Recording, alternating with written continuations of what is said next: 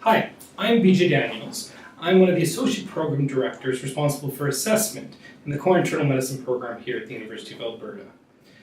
The purpose of this video is to give a very quick primer to competency-based medical education and entrustable professional activities, and the focus is on helping our residents plan out their rotations and know what EPAs, that's the abbreviation for entrustable professional activities, to target and how to go about achieving them.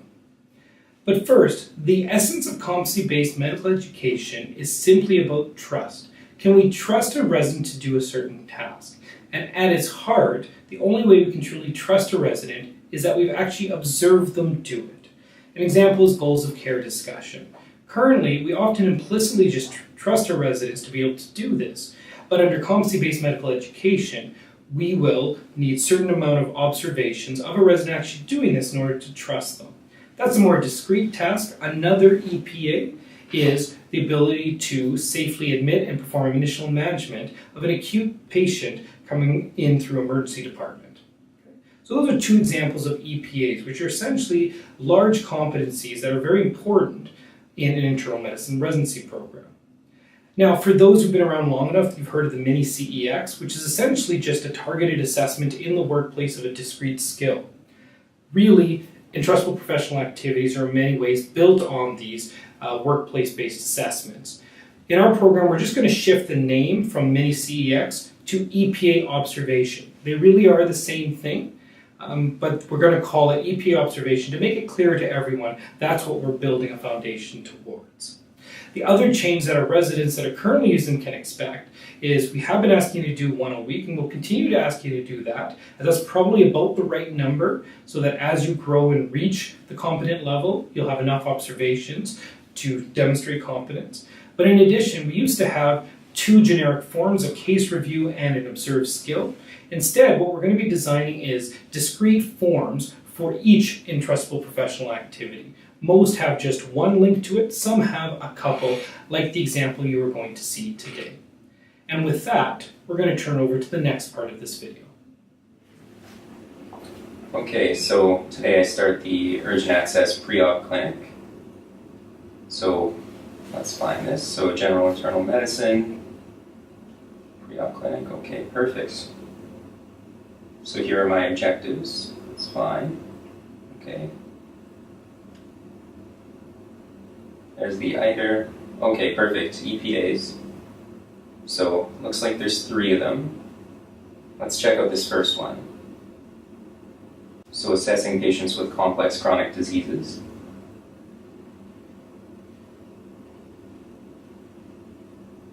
Perfect. Okay, so Form 1, I need to do case reviews.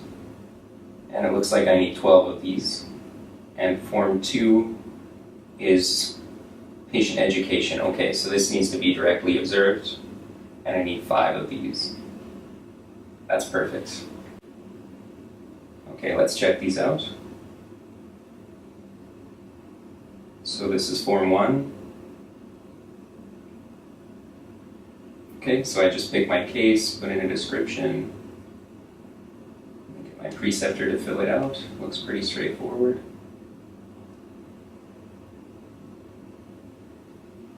Form 2, this one's for education.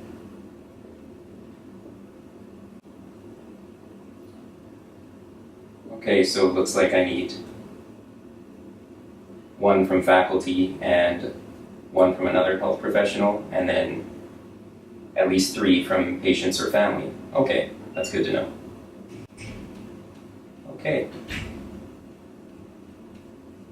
This looks easy, that's good. Oh, hi. Are you the new resident? Hi, yeah, I'm Jesse. Nice to meet you. Oh, nice to meet you. I'm Dr. Daniels. So, I think this is your first rotation on the urgent clinic, pre-op clinic. That's right. So apparently there's this new, CBME, EPA, mumbo-jumbo. All I was told by the big guy is the residents are totally going to lead this. I don't need to worry about anything. Do I got that right? Yeah, well, there's a couple of things that we need to do during this rotation. There's a couple of forms that I need to have filled out. You can just tell me the feedback. I can fill them out and just show them to you on my phone. Okay. One is just a case review of of the cases that we see. So if you just tell me one good thing that I've done and one thing I need to improve on, I can fill it out, show it to you, and we can submit it. It's Okay. no problem. Yeah, no, I can do that. The other one that I need to have done is some observed patient education. So maybe a couple of times during the rotation, if you wouldn't mind, I'd like to have you come into the room with me while I talk to the patient about their illness and what they need to do to manage it, and then I can document it on my phone and submit it. Okay, no, that's totally fine by me. I'm happy to do that. So actually, your first patient, I was just saying hello to them. They're in that room over there. They're in with hypertension. You can go ahead, see them. I'm going to be over there in another room seeing another patient. When you're done, come on out and we'll review the case. How does that sound? Okay, sounds great. Okay, great. Thanks. We'll see you.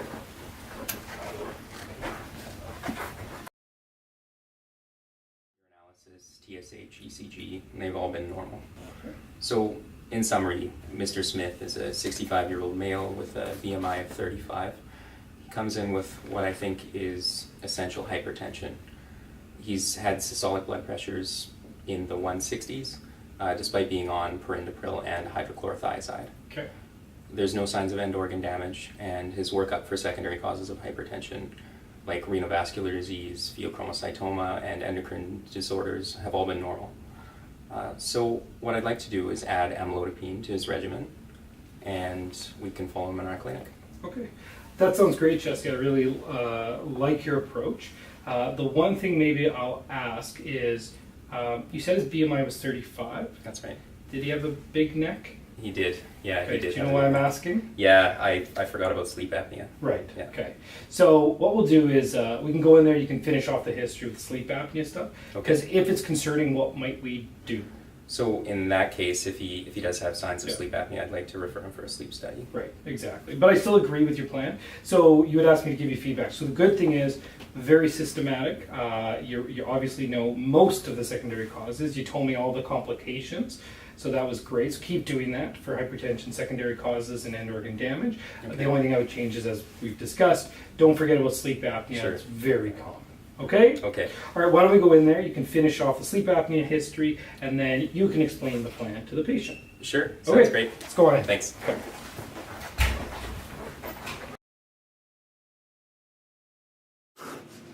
All right, so now that I've got the feedback, I'm just going to fill out the form. So today is the 14th, June, and we saw hypertension.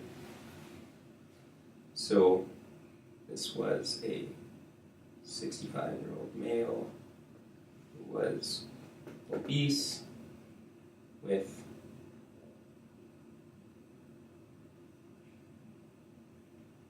likely essential hypertension.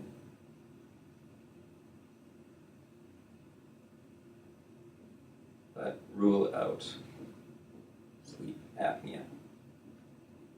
Okay. Ambulatory.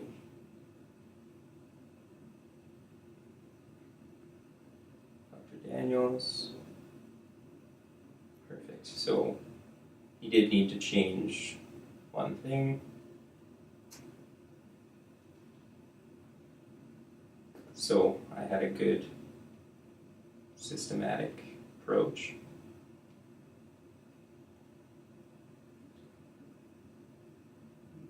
But I did miss sleep apnea. So I will review this later tonight. Do you want to have a look, Dr. Daniels? Oh, sure. So what do you got there? Okay. Let's go to the top here. Okay. So Yep. So today- hypertension, yep. Attention. Yep. In clinic, good. And And yeah, exactly. So it was quite good. Wasn't quite there, but you're kind of like 90% there. So yeah, I agree with that. okay. And what did you take away from our conversation? So Yeah. I just need to review sleep apnea, I think. Yeah, no, I agree. Good systematic approach. Just missed the sleep apnea. Fantastic. You can submit that, and I think I get an email with it. Okay, perfect. Great. Thanks, Jesse. Thank you. So that was an example of how a resident can use our website, look at their rotation, and plan out what EPA they're going to try and target in a given rotation.